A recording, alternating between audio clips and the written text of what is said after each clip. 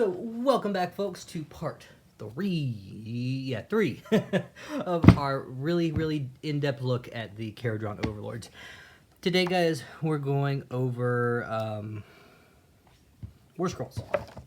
Warscrolls! Alrighty, guys. So, today, guys, we're looking at the Arcanaut Company. These are going to be your main battle line for this army. I personally have about 40 of these guys, 1 unit of 20, 2 units of 10. Used to see these guys in like units of 30 back in the day, and you still see them kind of with Tempest Eye. They're actually a pretty decent little battle line unit. So all these guys have 1 wound. They're 4 move, 4+ save, 6 bravery. Not too bad. So all of them are armed with Arcanaut cutlasses and privateer pistols. So the pistols are a 9-inch range, 2 attacks, 4 to hit, 4 to wound, 1 damage. And the Arcanaut cutter are 1-inch range, 1 attack, 4 to hit, 4 to wound, 1 damage.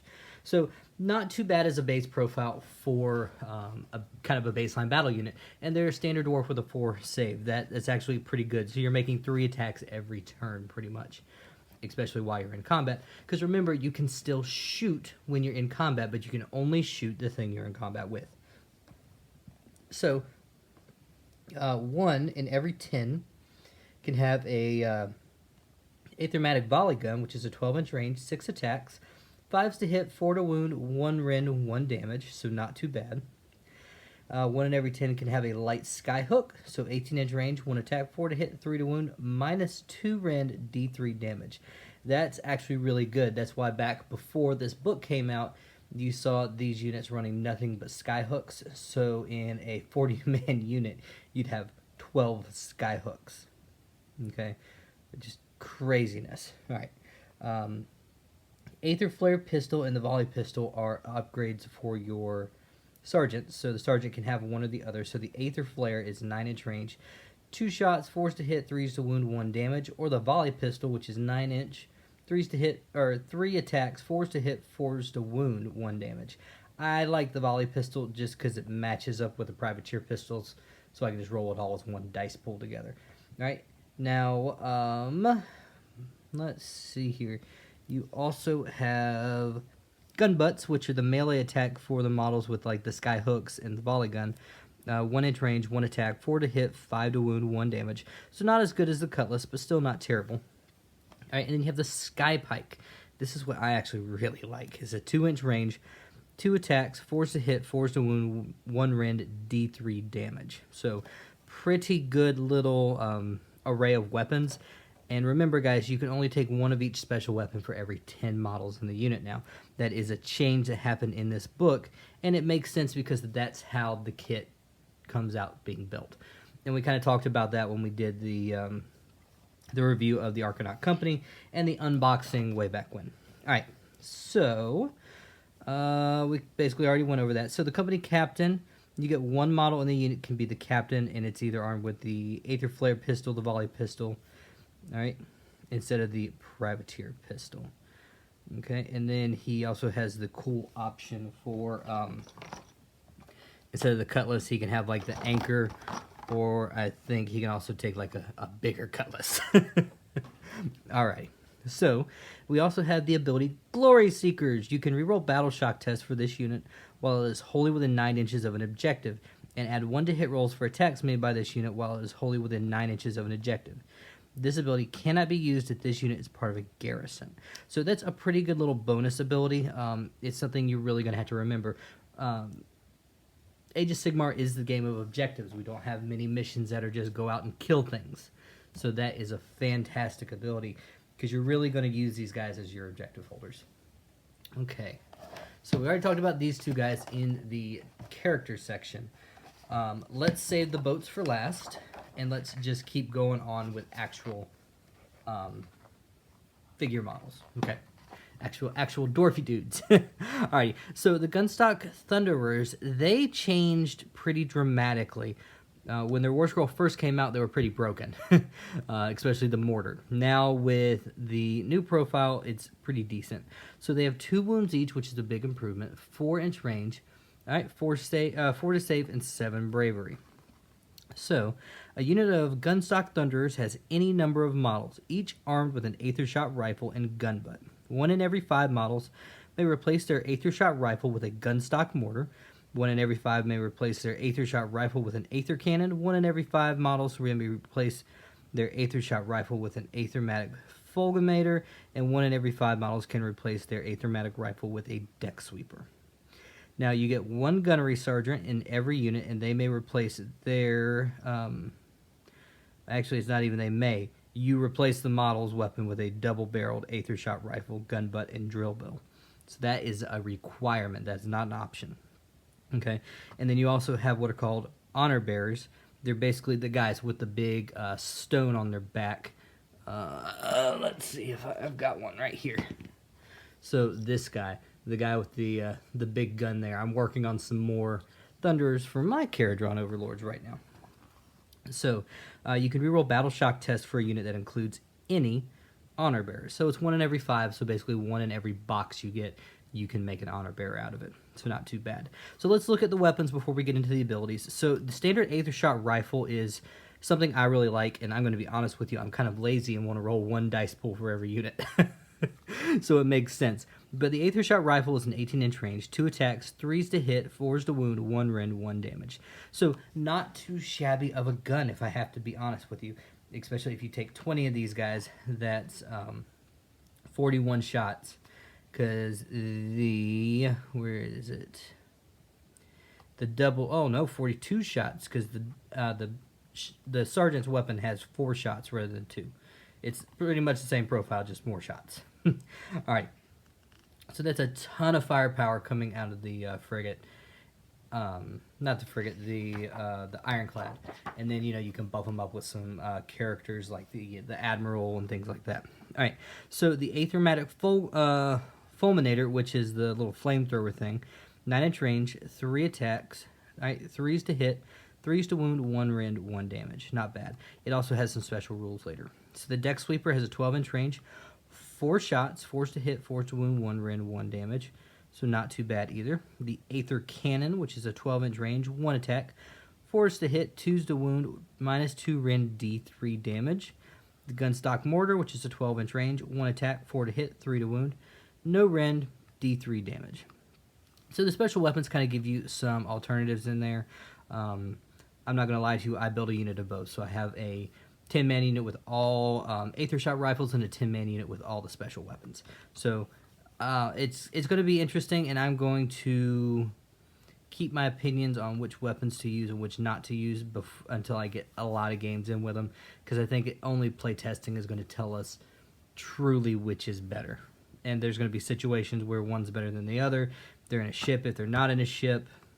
Because remember, the ships can come down and be within 9 inches, so your specialized weapons are going to be in range anytime they fly high and land.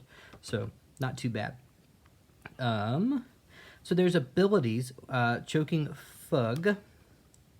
Subtract 1 from hit rolls for attacks made by enemy units within 3 inches of any model armed with the Aethermatic fulminator. This ability cannot be used by a model that is part of a garrison. So it's kind of cool. It gives you a little debuff if you're around that guy. So not too shabby. Drive them back. Add 1 of the attack characteristics of missile weapons used by this unit while any enemy units are within 3 inches of this unit. This ability cannot be used by a model that is part of a garrison. So pretty good. Obviously you can't use it in part of the garrison, so not when you're in the ships. But if you're out of the ship, on the ground, holding an objective, that's going to be huge. All right.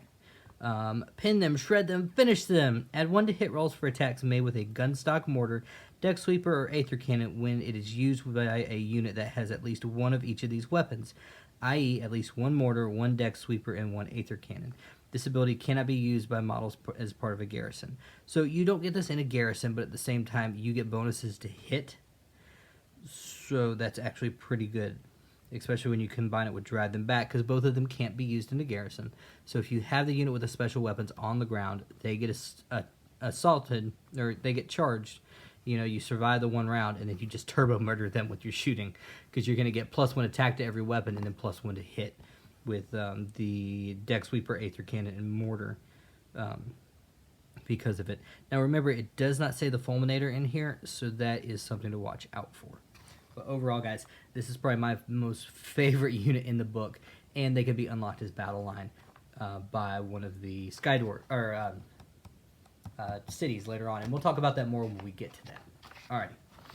So the last two kind of units, the dwarf units, before we get into the ships, are the Indran Riggers and the Sky Wardens. Now, I have not unboxed these yet just because I got so many of them in Aether War and the Start Collecting I bought that I didn't really need to buy the boxes, to be honest with you. So let's talk about these. So it's a dual kit. The kit makes either one, and you know, here's the frame if y'all are curious. Okay, but the Indran Riggers are 2 wounds, 12-inch move. Remember, these are the floaty boys. Right, 4 saves, 7 bravery. So there's a couple different options they can take, just like the Thunderers. But the basic Indran Rigger has any number of models, each armed with a rapid-fire rivet gun and aethermatic saw. 1 in every 3 models may replace their rapid-fire rivet gun with an aethermatic saw and aethermatic volley gun. Pretty good. All right. Hold on. Rivet gun and their aether saw with the aethermatic volley gun and gun butt. 1 in every 3 models can replace their rapid-fire rivet gun and aethermatic saw with one of the following weapons: drill launcher and gun butt, grapnel launcher and gun butt, or sky hook and gun butt. So pretty good there, especially when you get the sky hooks. These guys were the main go-to for your combat units in this army, and it's kind of interesting to see how it's kind of changed. So this unit does have fly, and one model is called the Mizzen Master. It's your sergeant. Add one of the attack characteristics of the model's melee weapons. So yeah, so let's go into the weapons. So the aethermatic volley gun is a 24-inch range, 6 attacks, 4s to hit, 4s to wound, 1 rend, 1 damage. The grapnel launcher or sky hook, so pretty much the same thing, different rules down here though. 24-inch range, 1 attack, 4 to hit, 3 to wound, -2 rend, 3 damage. The drill launcher is a 24-inch range, 1 attack, 4 to hit, 3 to wound, 3 rend, which is great, D3 damage. And the rapid-fire rivet guns, which are the standard weapons, 12-inch range, 3 attacks, 3s to hit, 4s to wound, 1 rend, 1 damage. Not too bad. And remember, guys, you can shoot in combat. You just have to shoot at the thing you're in combat with all those guns. So their melee weapons, the aethermatic saw is a 1-inch range, 1 attack, 3 to hit, 2 to wound, 2 rend, D3 damage, which is just nasty. All right, and then the gun butt, which is a 1-inch range, 1 attack, 4 to hit, 5 to wound, no rend, 1 damage. All right, so not as bad. Your standard Indran Riggers are actually pretty decent. Okay, so let's look at their abilities. So the drill launcher. If the unit is... if the unmodified hit roll for an attack made with a drill launcher is a 6, it inflicts 3 mortal wounds on the target and its attack sequence ends. It's going to be really similar when we look at the Gunstock Gun Hauler and its drill launcher versus its Aether Cannon. Alright, the Indran Craft. At the start of your hero phase, you can pick one friendly sky vessel unit, or sky vessel within 1 inch of this unit and roll 1 dice for each model in this unit. On a 4+, heal 1 wound located to the sky vessel.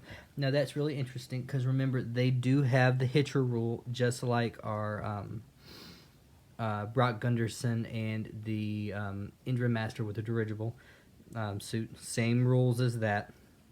And remember, you can combine these guys with that hero. Where is he at? Right here. With his command ability, by Grumney, I have my eye on you. Okay?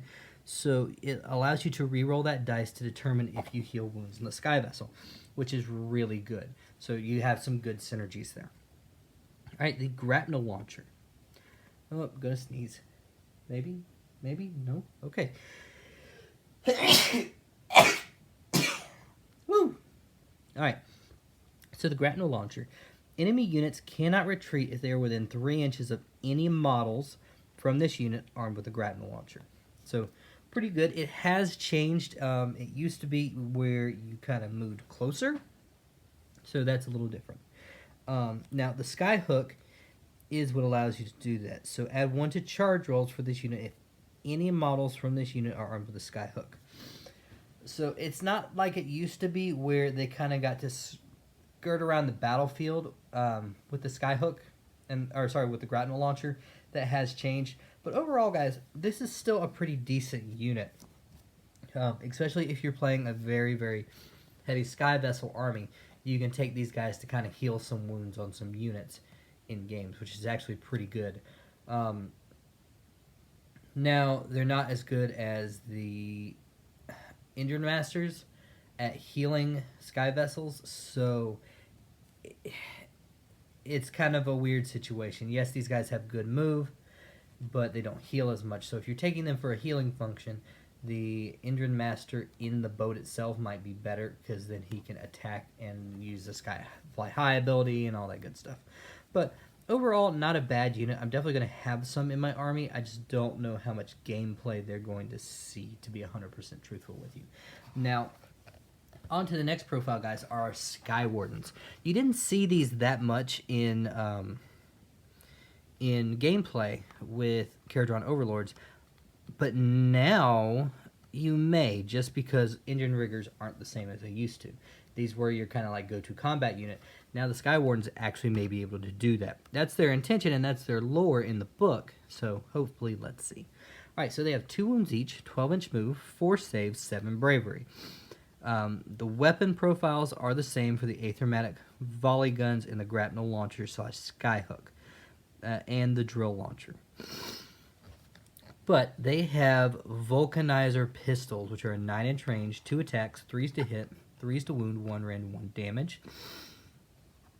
And then all the models are armed with sky pikes, so 2-inch range, 2 attacks, 4s to hit, 3s to wound, 1 rend, D3 damage, and then gun butts are the same. Alright, so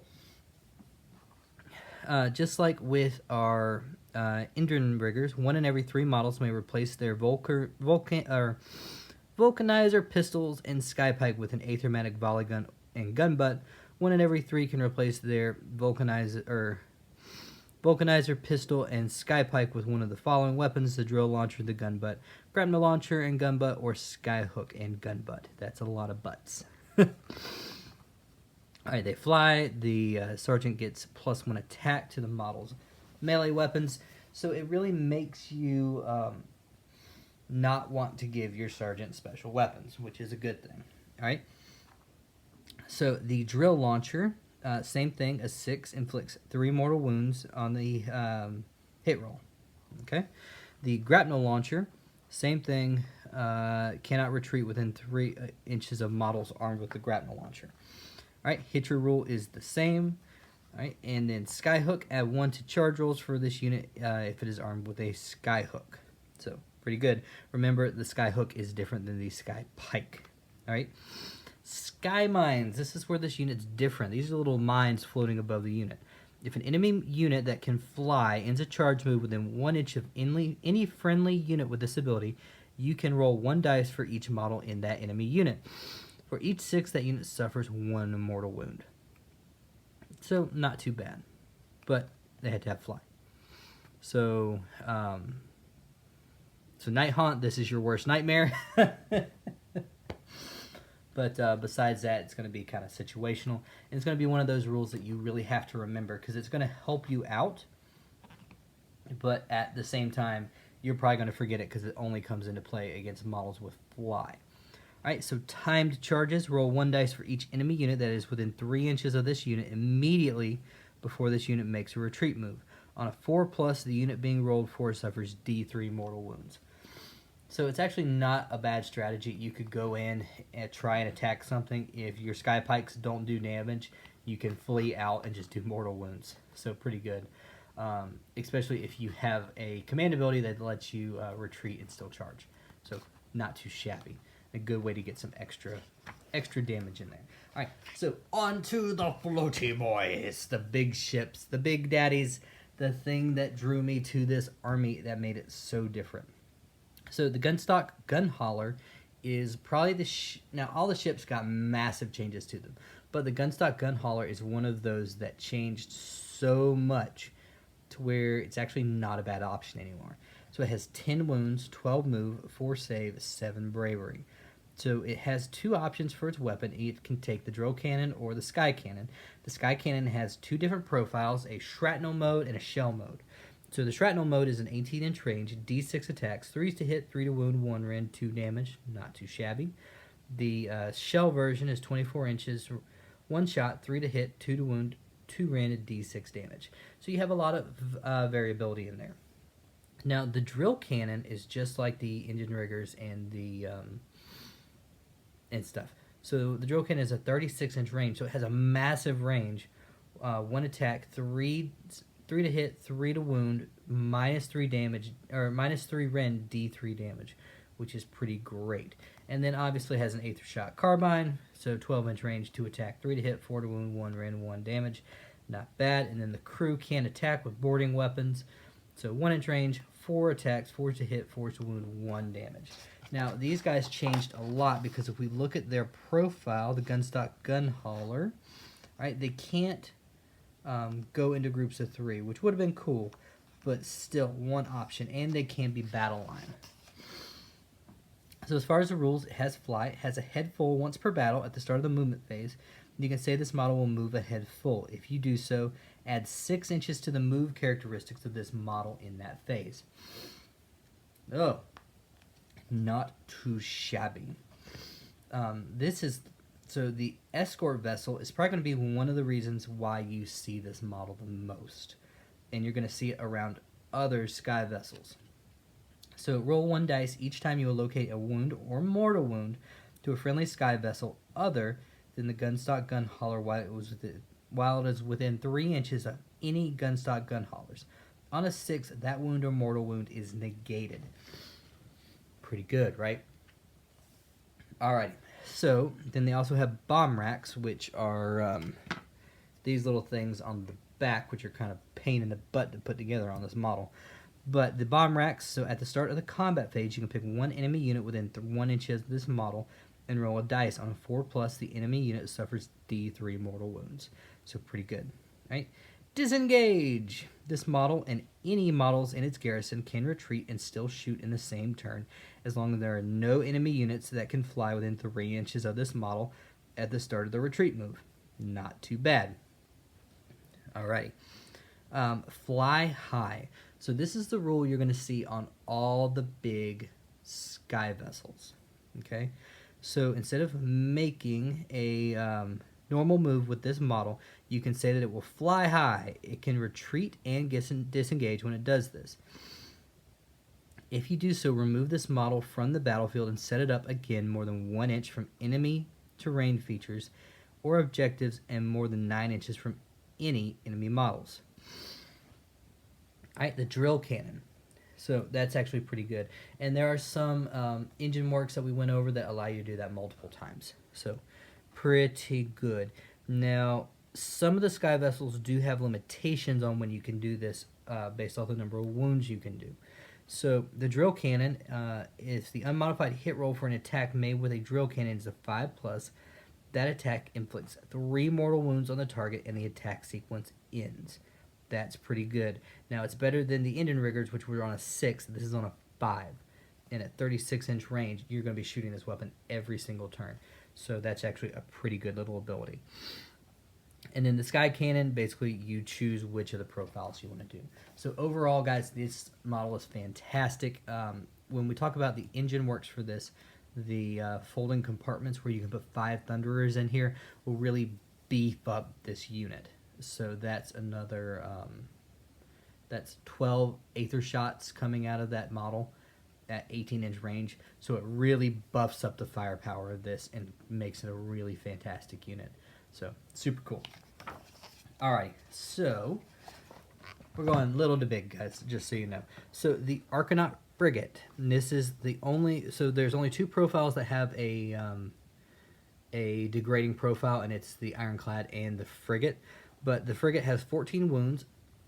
Movement changes. It starts at 12, and it also shows you the rules you get. So at 12 inches, you get disengage and fly high. And when you suffer 4 wounds, you go down to 10-inch move. You still have disengage and fly high. But when we get to 7 wounds or more, we lose our sky high ability, and we start going off from there from 8 to 6 to 4. Okay, so you really had to be careful about the number of wounds these guys take to make sure they can still fly high and do their kind of like guerrilla warfare tactics. So it's a 4+ save and 8 bravery. So it can choose between the heavy sky cannon or the heavy skyhook. So the heavy skyhook is a 24-inch range, 1 attack, 3 to hit, 2 to wound, -2 rend, d6 damage. And when we use the heavy skyhook, we add 2 to the charge rolls for this model if it is armed with that heavy skyhook. Doesn't even say if we shot it. It just says we add to the charge rolls. So pretty interesting. The cannon, just like before, has a shrapnel and a shell mode.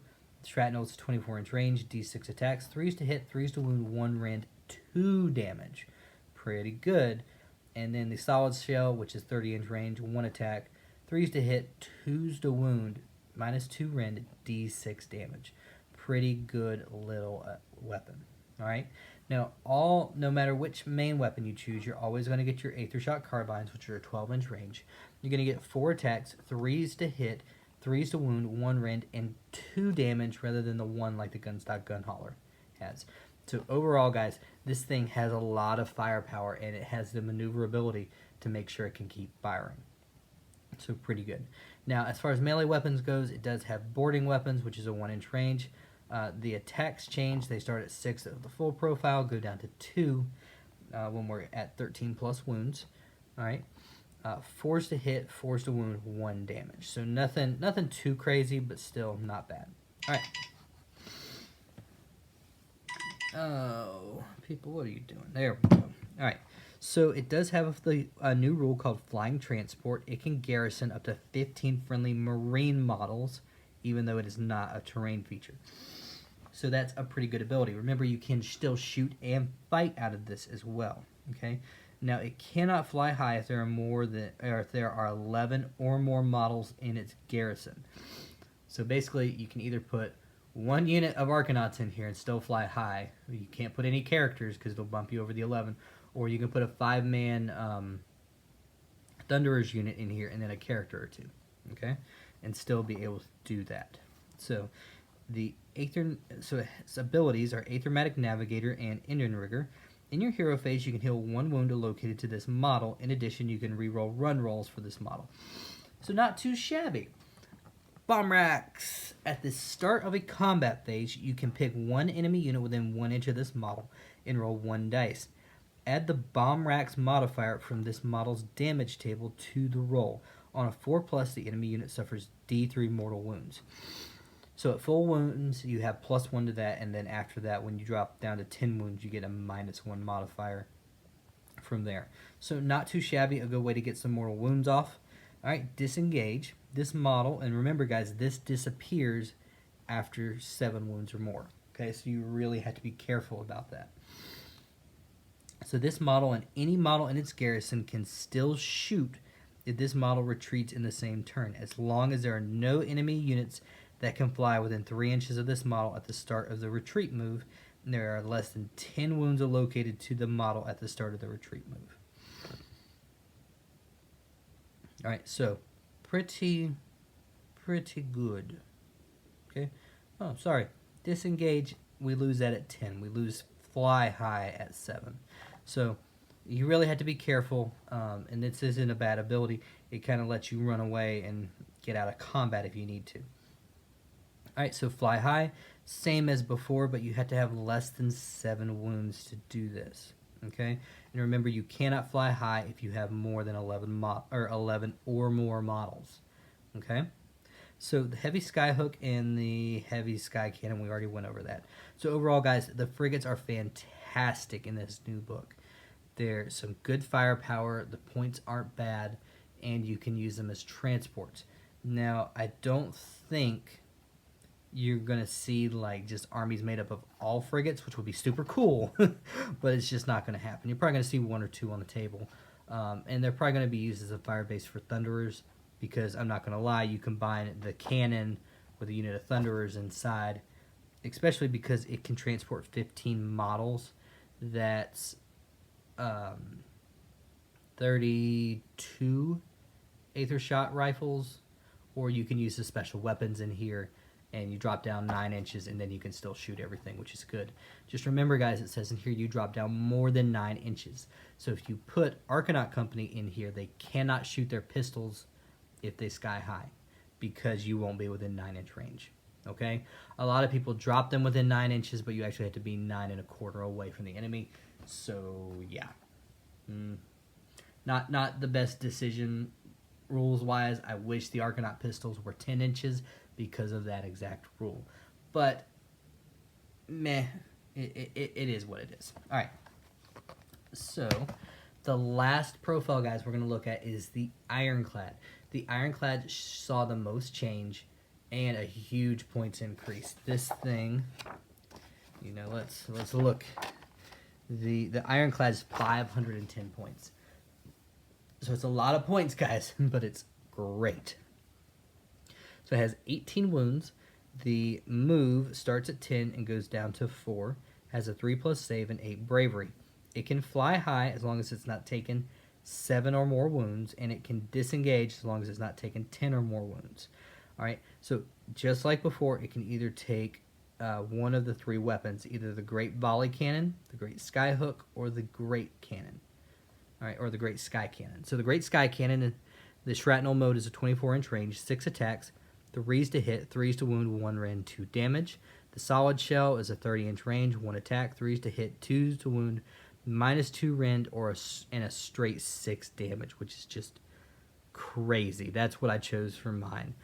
A lot of people are going to take the Great Skyhooks depending on your tactics. If you're going to take the I call it the drop and poke.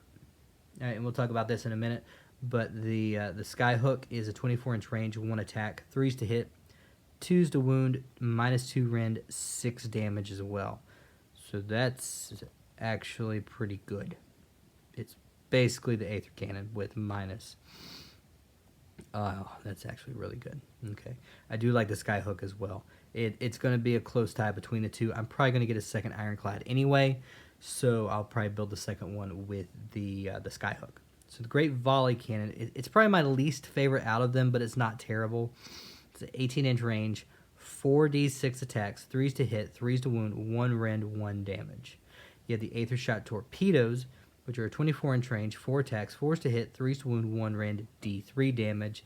And the Aether Shot Carbines, which are a 12-inch range, 8 attacks, 3s to hit, 3s to wound, 1 rend, 2 damage. And then the boarding weapons, just like before, they change. They start at 8, go down to 4. All right, 4 to hit, 4 to wound, 1 damage. Not too shabby. All right, overall, guys, some amazing firepower coming out of this ship, and an opponent is really going to get hurt when you shoot people with this thing. But with its high point cost, you're probably only going to see one of these in an army. All right, unless you're playing a really big game. All right, so let's look at some rules and stuff. So flying transport, it can transport 25 marine models. That's basically a 20-man Arcanaut company and some characters along with it. We're going to talk about that in a little bit, though. It cannot fly high if it has 16 or more models, but you can take a Great Works that negates that, so you can always fly high with breaking that. So the Aethermatic Navigator in the Engine Rigger, all right, you can heal 1 wound located to this model every hero phase. In your hero phase. In addition, you can re-roll run rolls for this model, so pretty good little abilities. All right, the bomb racks, same as before. So at the start of the combat phase, you pick 1 enemy unit within 1 inch of this model and roll a dice with the modifiers. So at 0 to 3 wounds, you're getting +1 to this roll. At 4 to 6 wounds taken, you're getting +1 to it. And then at 16 plus, you have a -1 to the roll. So pretty good. All right, on a 4+, the enemy unit suffers D3 mortal wounds. All right, disengage rule is the same. All right, but you have to have less than 10 wounds, all right, to the model to retreat. All right, fly high, same as before, but it has to have less than 7 wounds on the Ironclad. All right, the Great Skyhook, add 2 to charge rolls for models with the arm of the Great Skyhook. And the Great Sky Cannon, before attacking with a Great Sky Cannon, choose either the shrapnel or other ability. Yeah. So, pretty good model, guys. A couple different ways to play this. You can use it as a fire base, which is what I'm planning on doing with mine, where you take the Aether Cannon with a bunch of Thunderers inside of it, and you basically just fly, drop down 12 inches away or 18 inches away like I'm going to do with all the Aether shots, and you're just going to turbo murder something. I would suggest, though, actually 12 inches. Now that I've read that. Should be 12 inches away so you can get your Aether Shock carbines in there. So you just unload completely on a unit and just wipe them off the table with that much shooting. Another way, I call it the drop and poke. So you drop down with your fly high ability inside the Ironclad. You put 20 Arcanaut Company, a what's it called? A Admiral, and then the Endrin Master. You could also put the Aether Chemist in there if you really wanted to, for his kind of boosted attacks and stuff. Then you equip the Great Skyhook in there, so you drop down 9 1/4 inches away. You use the Great Skyhook to add 2 to your charge roll, so you need a 7 to get into combat. And obviously, you know, you use your command point reroll if you have to. So pretty good ability right there. The only weapon that really disappoints me is the Great Volley Cannon. It's not bad, but it's just undershadowed by the other ones. And if you are taking the more shooting method like I talked about, I would suggest taking the Last Word as your Great Engine Works on this. Because let's be honest, guys, your Ironclad is always going to be the thing that has your Great Engine Work on it. Alright, that way if someone charges you, you can still shoot your main Aether Cannon.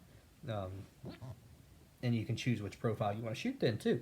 So, pretty good little ability. Overall, guys, I love this this profile. It's such an improvement over the old one in a couple different ways you can play it, which is great, which is a sign of a good model. And I mean, look at this model, guys. It is huge. Okay, it's super cool. I like it. And yes, I can take my little dude out. If you wanted to, you could actually magnetize the main weapon, but I didn't do it. But oh well. So such a good model, guys. I love it and can't wait to get another one. Alrighty. So guys, that's all of our profiles. Yay! Alrighty, guys. We are at 37 minutes. Oh wow. I'm glad this wasn't City as Sigmar with all those profiles. That took forever to get through. But guys, we're going to come back next week and we're going to look at all the cities as well as the where's it at? I know they exist. All the Warscroll battalions. These things. Yeah, these things. So guys, next week we'll come back, finish all this up, and talk some more tactics based off the cities that you choose and your Warscroll battalions that you choose. Alright, so guys, thank you so much for dropping by. Thank you so much for listening with me talking about the Kharadron Overlords. I'm super excited for this army. Thank you so much, guys. This is Queen City Gaming signing out. Bye, folks. Hey, folks. Welcome. Thank you so much for watching that video. This is Queen City Gaming. We are one of a local Charlotte group who does battle reports, unboxings, army reviews, things like that, all for you guys. So please make sure you like, share, and subscribe down below. Stay tuned for some more of our excellent videos with our upload schedule listed here on this section. Thank you so much, guys. This is Queen City Gaming, signing out.